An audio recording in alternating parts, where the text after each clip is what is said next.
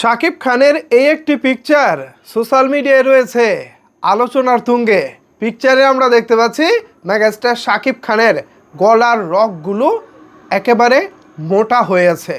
চেহারার মধ্যে আমরা এক্সপ্রেশনে দেখতে পাচ্ছি রাগ, অভিমান এবং ক্ষোভ প্রকাশ করতে গিয়ে শাকিব খান নিজের প্রতি নিজে এমনভাবে বিরক্ত হয়েছেন যে সেই বিরক্তের কারণ প্রকাশ করতে গিয়ে তিনি এমন একটা ফেসিয়াল এক্সপ্রেশন দিয়েছেন যে গলার রগ পর্যন্ত মোটা হয়ে গেছে। আপনারা ভাবতে পারেন একটা মানুষ ঠিক কতটা হৃদয় দিয়ে অভিনয় করলে এরকম করা সম্ভব। অনেকের তো দেখি শুধু মুখে এক্সপ্রেশন দিবে ভাই, সেটাই দিতে পারে না, দাঁত কামড়ে শেষ হয়ে যায়, মানে এক্সপ্রেশন দিতে দিতেই বেটার অভিনয় শেষ। অথচ শাকিব খানকে দেখুন রীতিমতো এই ছবিগুলো নিয়ে সোশ্যাল মিডিয়ায় চর্চা হচ্ছে তিনি কিভাবে এটা পারেন। শাকিব খান যে জাত অভিনেতা এটা নিয়ে কখনোই কারো সন্দেহ ছিল না, বাট তাকে ব্যবহার করা নিয়ে অনেকটাই সন্দেহ ছিল। সব পরিচালকের ওই মেধা নাই শাকিব খানের মতো তারকাকে ব্যবহার করার।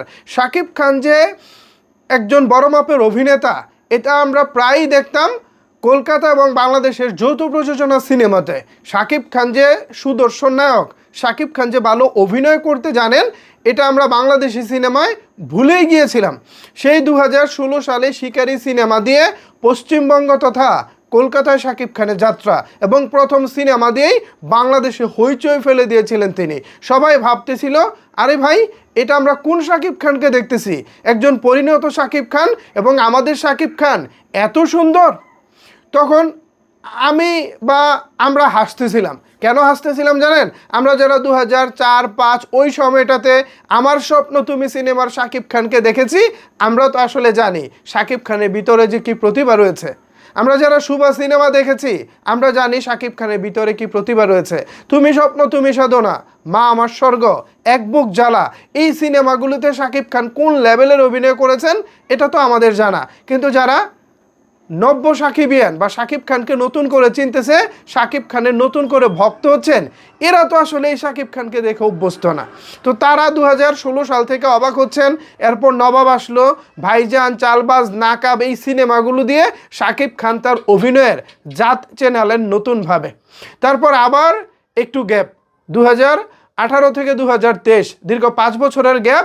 এই সময়টাতে বাংলাদেশি পরিচালকরা শাকিব খানকে ভালোভাবে ব্যবহার করতে পারেনি।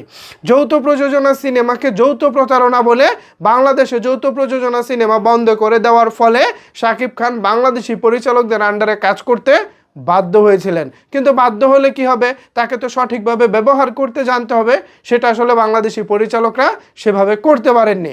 এর ফলে যেটা হয়েছে, আমরা পাঙ্কু জামাই পেয়েছি, আমরা বিদ্রোহী পেয়েছি, আমরা গোলুই পেয়েছি, আমরা লিডার আমি বাংলাদেশ পেয়েছি, এরকম লো গ্রেডের সিনেমা আমরা পেয়েছি।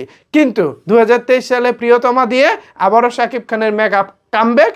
এরপর একে একে তুফান, বরবাদ, তাণ্ডব, সর্বশেষ এখন রকস্টার। যে অভিনয় শাকিব খান দেখাচ্ছেন তা এক কথায় তাকে সেলুট করার মতো।